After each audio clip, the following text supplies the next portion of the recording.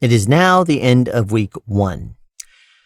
Okay, what has happened in the past 3 days? Well, not as much as what's going to happen in the next 3 days. Monday, Tuesday, Wednesday, those are the last 3 days I have out there.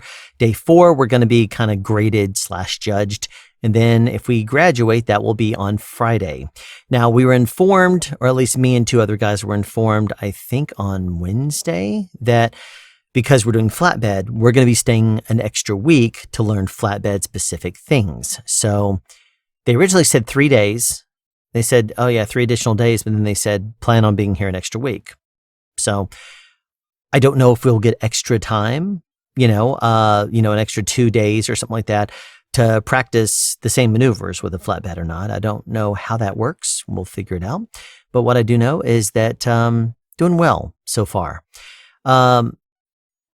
It's really interesting because a lot of people initially had a hard time with the cell phone policy thing. But to me, I'll tell you this, I've been silencing my cell phones and putting it in the front of my bag. And guess what? When I check my bag 10 hours later, when we are done, I come to realize that I haven't really missed anything.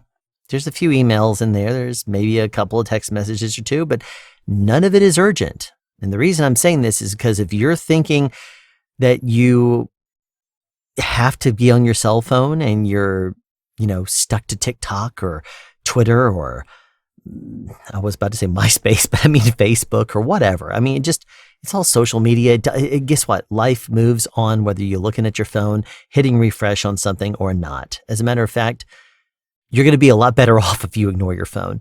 And I've tried to ignore my phone, but do end up sometimes just sitting there and swiping all over the place and swipe up and flip to the next video and up and up and up and up and up. It's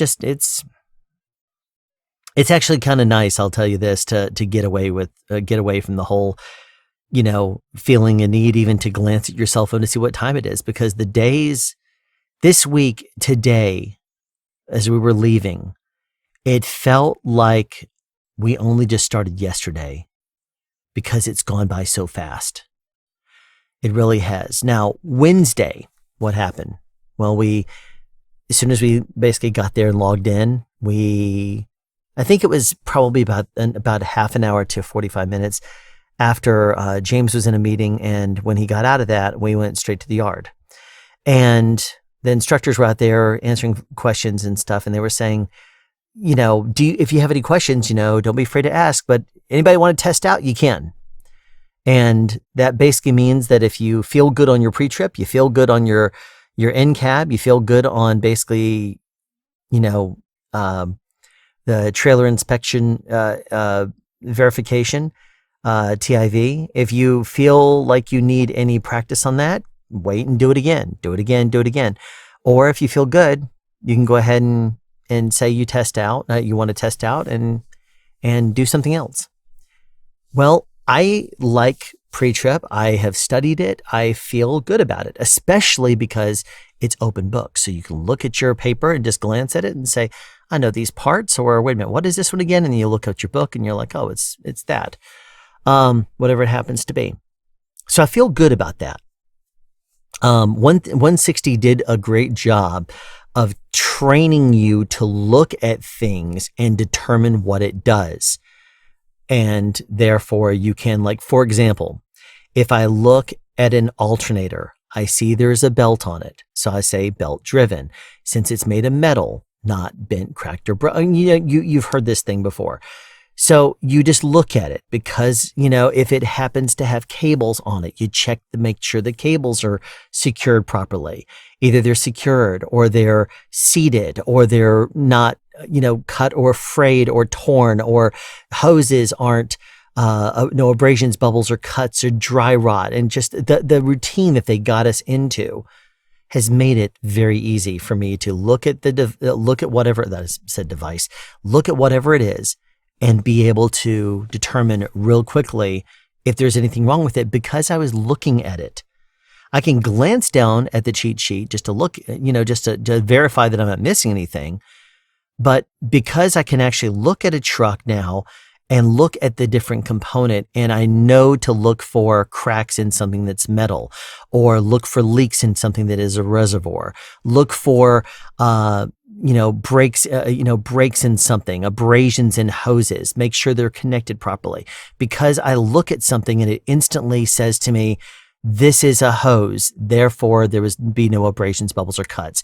This is a rubber seal, therefore it should not, it should not leak, or it's probably pressurized. If there's a rubber seal, it's pressurized, and you can rationally put things together. So that's something I really appreciated about 160. So anyway, I told him pretty much as soon as we went out there, and I did a pre-trip. I went, looked through everything, was glancing back and forth at the paper. There was a few things I wanted to make sure that I understood. So I went and asked the instructors. A lady named Jessica joined James today. She's funny because she's smart, just like the rest of the instructors, and they know their stuff. But she's also, got a little sense of humor on her, and so she's not afraid to speak and kind of give looks and, expressions. She's, just like the other instructors, each one of them has their own personality, and some just cut up, some joke, some people, just everybody's different. But anyway, I like everybody so far. I think we had something like 16 people at the beginning of the week, and by the end, I think we were down to 11 now. Anyway, Wednesday. So I said, I'm ready to test out. I figured they'd probably take me over to the side and say, okay, we'll go through the entire pre-trip and show us, go through the entire in-cab and show us, go through everything. But if we feel like we got it, fine, let's move on to maneuvers, or let's move on to something else. And so I was waiting for maybe about 10, 20 minutes, something like that, until somebody else was also done and said that they wanted to test out too. And there's someone by the name that we go by last names, so Scott. Well, Scott is probably maybe 20s, and she's smart. She's a smart cookie. And I tell you, we got along great. We hit it off great. First up, we both are people who are, I don't want to say no nonsense, but when it comes down to paying attention and observing and doing our best and just thinking through things and not not getting worked up or angry or something like that, we can both do that. And we can both, think about things and just rationalize things. So as soon as Scott was ready, James said, there was an instructor next to him, and says, Ahmad, why don't you take Williams and Scott over there to and work on some different things with him? And so he says, okay, and he walks us over to a truck, and basically he said, well, let's we basically got in his truck, and then he says, tell you what, I'm going to do a demo for you. So we drove out on the road, and he showed us that basically you can just go chill in your pace. Just drive slow and just concentrate on things. And he was talking about what he sees, and he was saying, there's this over there and there's this over there. And some idiot tried to literally pull out in front of him by about 125 feet or something like that. But he caught it. He caught him when they walked out, when they started driving out, and he was looking in his mirror, but he saw that also. And he was like, he stopped in the middle of his words explaining what he was saying, and he watched it and realized he didn't have to slam on his brakes, just eased them a little bit. The car pulled on out, and he was fine, and we were all fine. I mean, he caught it. Like I said, he's good. He's from someplace in Africa. He wears a necklace that says Africa on it. So I have sometimes a hard time understanding what he's saying, and that's a me thing. It's not him. He speaks just fine English. He does have an accent, and I'm not the kind of person that can fully understand accents sometimes, especially when it's around a loud truck. So, one thing that he will say is kind of like, you remember how I said, I don't like to be a remote control, when instructors say, all right, turn to your right, turn to your left. Okay, great. Now you're lined up. And it's like, well, I don't want you to line me up. So sometimes, when we would go out, after, let me not get ahead of myself. All right. So went out and took us and did the demo. Then he says, all right, who's up? And I was like, I'll jump out there and do it. So I jumped behind the driver's seat and we started driving. But he was really good in the sense that he broke things down for us. He said, okay, well, he told us about how a CDL is something that you invest in, and therefore it's very important for you to do things that are going to be good for the CDL, like endorsements, but don't do things that are bad for the CDL, like decide that you're going to not pay attention or drive down a road too fast or just not pay attention, basically in a nutshell, drive too fast for conditions, whatever. And then rack up a bunch of points or drop your trailer. If you like go to decouple or something like that and you forget to put in the landing gear, no one's going to want to touch you after that. Things like that. He broke it down very easily. He said, do the good things, don't do the bad things, basically. He had a really good analogy too. He said, has anybody seen the movie Titanic? And I'm like, oh yeah, of course. He's like, so what happened when the Titanic sank? And I said, the captain knew full and well that the conditions weren't right out on the ocean, but the ship still barreled ahead. And then he went on to sleep, and he put somebody else in control that was less experienced, didn't really have all the same knowledge and know-how and stuff, and should have slowed down for conditions since they had no visibility. There were reports of icebergs all around, and they and basically just barreled on, and people up on the crow's nest were not able to see anything on the horizon. And then finally, when they were able to, it was too close, and the person behind the wheel was way too inexperienced and put the engine in reverse and then tried to turn, and that's the wrong way to slow down a ship. So I said so he basically was inexperienced, going way too fast for conditions. And he said, that's actually pretty good and accurate. He says, apply the same thing to a truck. You don't want to go too fast for conditions. You don't want to, just decide you're going to take an easy way out or go to bed early or just not pay attention or not, he broke it down really well. I'm not doing a very good job, but he broke it down really well with his Titanic analogy. And then after we already had our demo, I jumped in the driver's seat, and it's driving a 53-foot trailer I don't want to say it's not a big deal, because it definitely is, but it's not that much different than a 40-foot trailer. It's 13 feet longer, so you have to make your turns a little bit wider, but it turns slower, which means when you drive slower, it feels fine. You can make your maneuvers, you can take all the time you need to, and you basically, as Liz said before, you drive the trailer. So you pull out and you're glancing in the mirrors. And I'll tell you this, I love the hood mirrors. In CDL school, we did not have a hood mirror. As soon as I was looking at it, I was like, wow, I love those. Those hood mirrors are great because those allow you to see so much more so than the spot mirrors, the little convex mirrors underneath the West Coast mirrors, the ones that look most narrow by the side of the truck. But I tell you, it was, because when you lose it from the West Coast mirrors, you start to lose it from the spot mirror, you pick it up in the West Coast mirror and you see it just fine.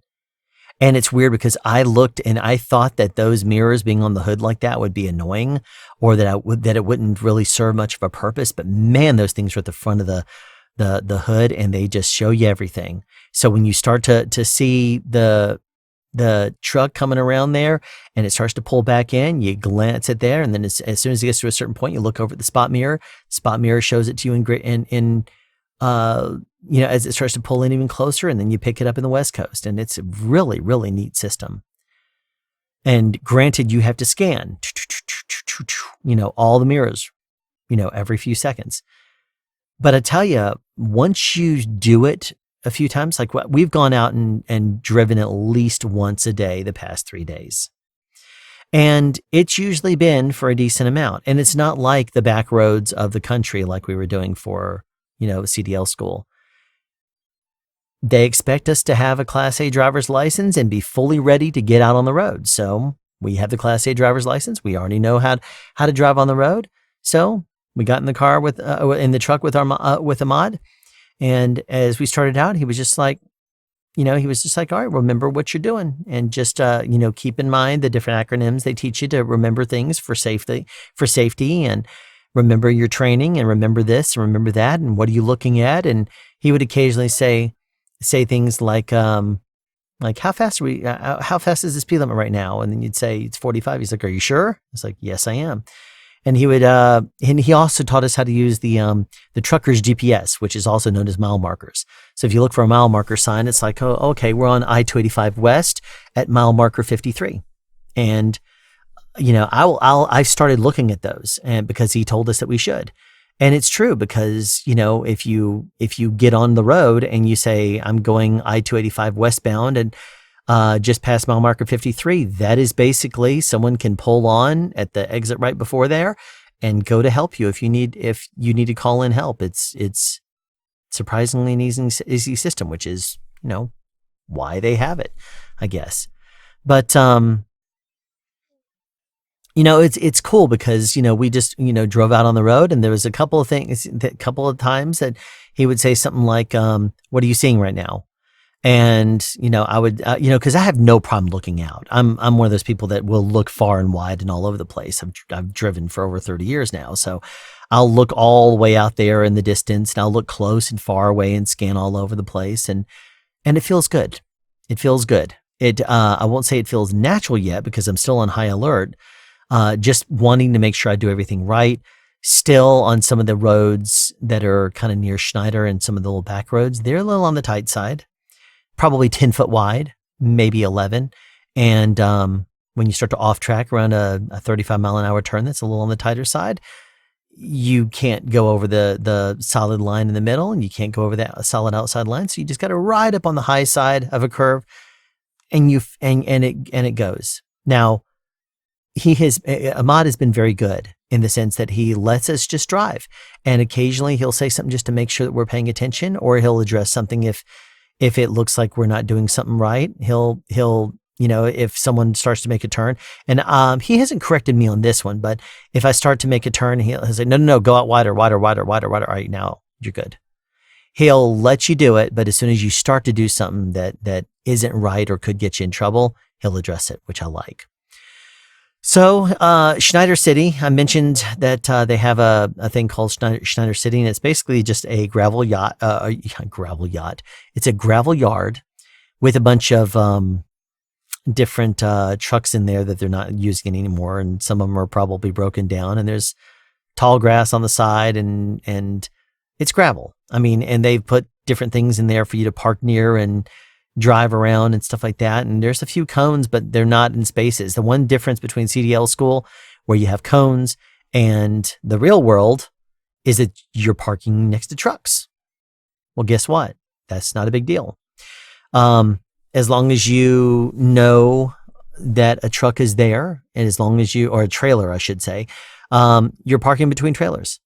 Now, when you go to CDL school, they have a 12-foot wide space for you to pull into. In the real world, there's a space next to you that also has 12 feet, and they're probably centered around 10 and a half feet over. So you might have an extra 1.5 feet of room that you can borrow from when you reverse in. So you kind of start, and here's one thing that I've observed. As I mentioned, a 53-foot trailer drives a little slower.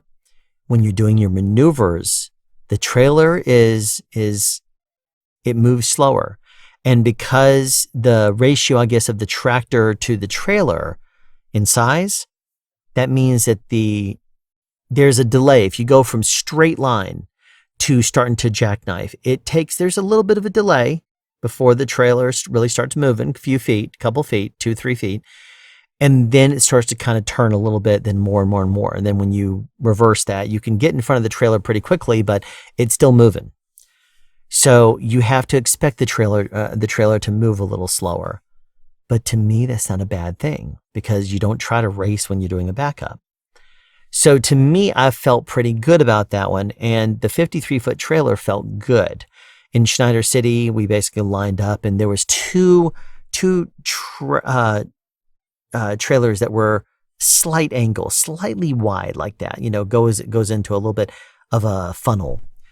And one thing Ahmad did ask us at the very beginning is, if you would like to get one thing out of training, what would you like it to be? And the thing I said is, I need a little help with my right angle backing. And being that I trained in CDL school on a 40-foot trailer, I need to feel the difference and be able to practice that with a 53. He said, okay. But neither me or Scott are nervous when we're behind the wheel. We're both focused. We're observant. We don't make bad calls. Neither one of us are in a rush. And so far, it's been very, very streamlined, very smooth. Ahmad has not, he's not argued with us or anything like that. He's not, yelled at us or, what are you doing? No, stop. None of that. He's been very good. He's let us, he'll say, next turn, you're going to turn right. You're going to go 6 miles and then take exit 49 or whatever he happens to say. The only thing I think that might help me a little bit more, and again, it's a me thing, is if I were better at deciphering what he says with his accent in a noisy environment. Again, that's not a him thing. He's a very effective instructor. He does his job well. It's just my ability to understand him sometimes also he knows what he's telling us to do when we're on the yard or something like that. He'll say, all right, back up, go over here. And I'm like turning left, turning right, turning left, turning right. I'm like, what am I trying to do? So what I realized is I would say, all right, hold on one second. Ahmad, tell me where you want the trailer. And I started just, wanting to know where it was going. And he would say, I want it back in this spot, or I want it over here next to this, or something like that. I'm like, okay, so that means I could actually work towards that. And I said, okay, let me work on that. And that's something that helped me, not getting short with them or something like that. What do you want this to go? None of that. There's no place for disrespect like that with anybody. And so I'd say, I'm sorry, hold on one second. Where do you want this to go? Where do you want the trailer to go? He's like, okay, all right, now I understand. And there's been a couple of times like that. Like today I was backing up and, he's all right, back it up next to this other truck in this space, because we were talking about sliding your pins, sliding your tandems rather. And he says, all right, you see this space over here next to this truck and between the cone? I said, yep. And he says, park there. I'm like, okay. So I start to back up. I start to do the procedure and I'm parking. And he apparently wanted me a little farther over. So he starts saying, no, turn left, turn right, turn left, turn right. He starts, I'm his remote control. And I'm like, where does he want me to go? And he kept backing me up more and more and more and more and more until I was probably a good 100 feet past where he told me to park. And I was so confused. And then he like this, and then motions me back. And he's like, do this and this and this, like, and then this, and then, okay. And I then realized he just wanted me over a little bit more. He wanted me more centered between the cone and the space. And so that's because he knows where he wants it to go, but he'll tell us like, put it over there. And I put it over there, but he wants it a couple more feet over from where I put it. He knows what he means. He doesn't always say it to us. Sometimes he'll tell us what to do. And that to me is a little distracting or a little annoying because I'm trying to figure out what he's saying. And where he wants me to go. What do you want of me? And what do you want from me? But, no, he's good. And then, he also realizes, I think, that we're both pretty proficient and we're going to notice things. So when it comes down to TIV or pre-trip or something like that, he'll watch us do it. And there was today, we were just sliding the tandems and then we went to lunch. And when we came back, we're on the ball. We're not late to return to the yard. And so, about almost 10 minutes out, me and Scott are like, well, it's almost that time. You ready to walk on over? And she's like, yeah. So we start walking over there and we see Ahmad and we're like, hey, we're just going to go on over to the truck and start doing our TIV, and he's like, all right, sounds good. I'll see you in a moment. And then we go over there and we, she'll get in there and turn on the lights, and I'm opening the hood, or vice versa. And then we each do a pre-trip. And, like today, for example, we didn't know after he explained to us the procedure on how to move the kingpin, or not the kingpin, how to slide the fifth wheel. And he explained also the tandems. He demonstrated the tandems. He said, try to avoid sliding the fifth wheel unless you really have to. And he explained why and stuff. And so we were like, okay, no problem. And then we went to lunch. But part of that procedure in sliding the tandems was to have the landing gear only about an inch or so off the ground. That way, if something did happen, that the landing gear is down to catch the trailer. Makes sense, right? So that was kind of cool. And when we went to lunch and came back, me and Scott were doing the TIV, and I was like, I don't know what he wants us to do. What are we going to do this afternoon? So I said, I'm going to go ahead and roll up the landing gear and get this truck ready to move. And if we have to go back and put the landing gear down because we're going to practice something else, so be it. But let's go ahead and make sure that this is pre-tripped right. And Scott was like, absolutely, let's do it. So we did it and got it all ready. And then we jumped inside with the air conditioner, and then we both started reading our manuals. She was reading the book. I was trying to find it in eDocs, and finally found it and was reading about things. And see, we don't just sit there and chit chat. We don't try to slip out our phones and use them when instructors aren't looking. We grabbed our books and we're studying. While you're in training, learn. Some people have said, okay, well, your lesson's done for the day. So if you want to leave, you can. I'm like, well, I'm going to grab my book and read some and study. And, if I'm just sitting here idle, I'm going to practice. I'm going to look at my papers and stuff like that. And, so there was another person with us Tuesday, because I think we were the only two people that tested out on Wednesday. And one other person, I think, tested out at the end of the day, but they stayed with the group. And so first up on Thursday, he was out with us. But he graduated CDL school in March, and I think he drove a little fast for most of our comforts, and came into a couple of turns a little on the fast side, not losing control of the vehicle, but it was a little faster than we felt comfortable with. And at one point, he and Ahmad, Ahmad was like, you need to do this. And he says, I did that. And Ahmad's like, I don't want to hear an excuse. Just do it. And he says, it's not an excuse. I was doing it. And so they had a couple little, exchanges or something like that. But, they ended up, talking as soon as the truck wasn't moving. He's like, and he said, look, the way I work is I need this.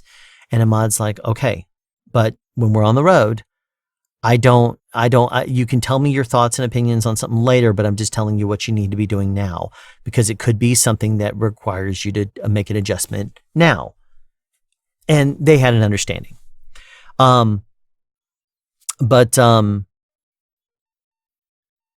I think because we had already done some things already, it became, I think after lunch, Powell went on to a different group because a different group was ready, and he was just out driving with us, but he went out with another group. And so he's part of another group.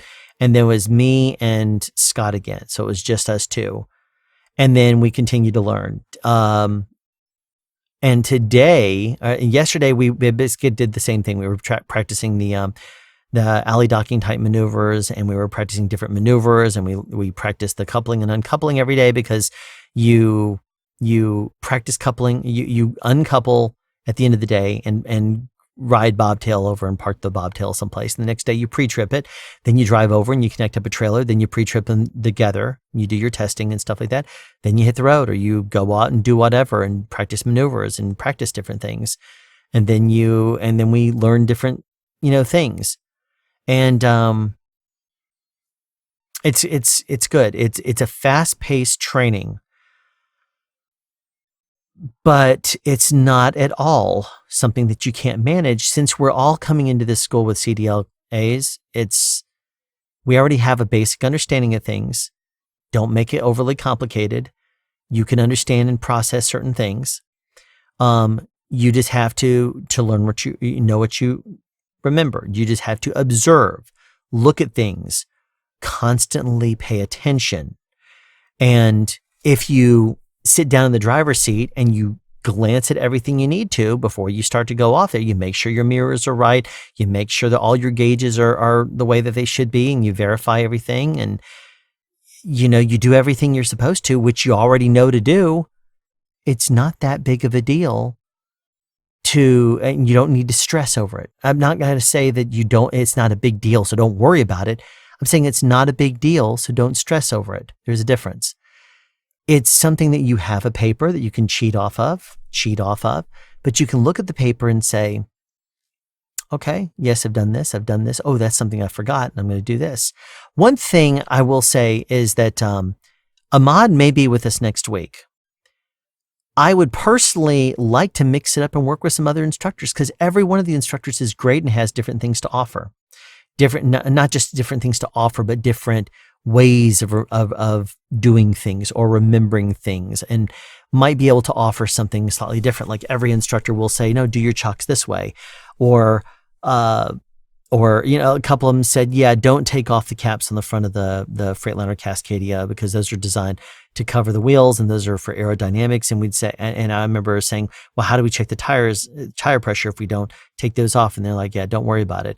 But then another instructor says, no, you get a hammer and you bounce it off of each of the tires and you listen to the sound, and you'll develop an ability to recognize that tone, and you'll be able to hear if it sounds different. And I'm like, oh, that makes a lot of sense. And because of that, you're able to get different things from different instructors. They'll have their own ways of wording things and tricking your mind into remembering things and making it automatic. Every one of them is really great. I get there still about 45 minutes early. I usually stand in the hall out there waiting for somebody to open the door. Chris, the guy who's head of education or the training department, I think in Atlanta, every morning I've gone in there and greeted him. Every morning he's like, great. He's like, how you doing? I was like, you mind if I ask you a question? He's like, not at all. And he's happy to answer them. And everyone's been very nice. Everyone's been very professional. And I like them. I mean, I think the training is great over there at Schneider. And this is coming from someone who's been teaching, different things since the 90s. So I know what it takes to make a good teacher. I know what it takes to make someone to make someone think about things without overthinking of it. And these teachers are doing a good job of that. They're presenting things very well and very clear, which is good. So today, we went to the simulator, which is like a big game. You have like 42-inch TV in front of you, one to the left, one to the right. And I'll tell you this, it's made by a company called L3, I think it is. And it's a video game, but it almost seems to have more like 90s, maybe even late 80s response to it. Like, for example, we're doing a simulation of mountain driving. So we're driving down a mountain, and that means based on the conditions and stuff like that, you might need to put on the jakes. But then it would suddenly start raining. And so it's like, okay, you can't use the jakes anymore. So you have to coast down, maybe practice, just slow down, maybe do a snub brake down to a certain point. And there was a snub brake exercise, for example. And, but the funny thing is that when it would do a procedure with you. And sometimes it was like, it was doing a simulation of like a front tire blowout. And if you didn't do exactly what it wanted you to do, then it would just force you to do what it wanted you to. So like I was driving in a speed limit 65 in the simulator, and I was driving around 30 to 35 miles an hour, because as soon as you get going, it would make the tire blowout sound and pull the wheel really hard, and you'd have to hold it. And being that, I could drive down the road at 65 because it looks clear in the simulator, but it's not necessarily something you want to chance, because it could very easily be a simulation of a poor condition that it's letting on the screen, even though it will go dark and then suddenly headlights will come on, or it will start raining and you'll see that. At one point it starts snowing and you see that. So, I mean, it will throw different things at you and you have to respond to them. There's a couple of things, like the very last one on the tire blowout is like you're driving down the road and there's an oil slick and you can see it coming up on it. And so I slowed down to like 10 miles an hour. And what you're supposed to do if you have like a tire blowout and a front tire blowout, what you're supposed to do is hit the gas just a little bit. And so that way it takes pressure off the front tires, because what will happen in a blowout is it will instantly start to dip on one side. And so whichever the blowout side is, it will dip that way. So what you do is hit the gas just a little bit to bring it back up again. And then it will still steer better without, pulling you over so hard. And so I was driving that way. I saw the oil skid and oil slick, and I did not realize it was an oil slick or it was something that was laying in the road. So I was looking at it. It was still, if I cut way out to the left-hand side, I could have avoided it. But I was like, I don't want to go into the oncoming lane because of potentially oil. So I hit it and it starts to pull me over toward this rock in the side, and I come to a stop. I'm steering back toward the road, and I come to a stop. And then as soon as I start to accelerate again, and even though I have the wheel turned twice, it's still taking me straight toward that rock. And I'm like, I stop and I'm like, hold on a second. I coast forward like 2 miles an hour and it's still taking me that direction. I'm like, turn the wheel. I'm like, I still have one working tire. Well, I'm like, Ahmad, what can I do better? And he says, well, you're supposed to just pop the gas a little bit in order to shift it back onto the drive tires. And that way it's off of the front tire. And so that way maybe the nose won't be dipping. And I'm like, well, the first time I didn't do that. The second time I made a point to do it. But then as soon as I kind of, did that rock back, I tried to recover and it just was pointing me at the rock. And no matter what I did, I would slowly go 1 mile an hour and it was taking me toward the rock, and I'd turn the wheel and keep turning. It's like an infinite turn. So I kept turning the wheel over and over again. It was still taking me straight toward that rock. I'm like, Ahmad. And he's like, it's a video game, Alan. I'm like, okay, got it. All right. Fair enough. It's a simulator. And he says, if you don't do what it wants you to do, it's going to take you that way. I'm like, okay, fair enough. So because it wants you to go like 30 miles an hour or something like that. Then when that happens, it wants you to quickly pop the gas and then steer back on the road. But instead I recognized the spill. So I slowed down enough the first and second times to the point where technically I would have been fine, but the simulator wanted me to do what it wanted me to do. So anyway, there was a really cool one, which was practicing wide turns in this virtual place where you start it and you avoid a sign or avoid a telephone pole, or not a telephone pole, a light post. And then you miss a car, and then you make a hard left, or you make a really sharp left turn. Then you go up to the light, you make another hard left turn, and then you go to the next light and you make a left turn. But now there's a police officer that's pulled over a tanker in the middle of the intersection, so you have to get past that. And then there's another one that's equally as difficult, and then something's down in the road, and you have to turn to avoid that, and just all these different things, all these different exercises in training. So that was really cool. The simulator was really cool. But anyway, so all in all, I'm good. I'm happy with everything. I really like the training. I think the training is very good.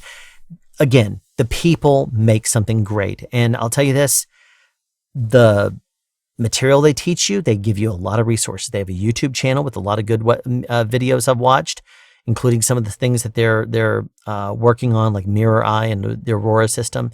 And there's just a whole lot of really good things about about the training program.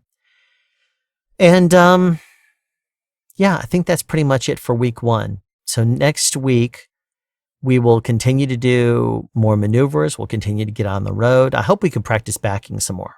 I know it's like 100 degrees or almost out there, especially with the it's not the wind chill. What is it in the summer? It's the humidity. I mean, I guess, but no, it's fine. It's fine. It's going well. I'm enjoying the course. I'm enjoying everything. The people are great. The students are, we're all talking to each other. We're communicating, helping each other and stuff. It's really good. It's a good program. So I think that's it for this episode But we'll see what happens. I may end up doing another video midweek. I may end up just doing one on Thursday or maybe even Friday when we graduate. And then I'll be done with the training portion, and then the general training portion for van and dedicated routes. And then we'll be moving on to just the flatbed related stuff. So looking forward to that one. Thanks for watching.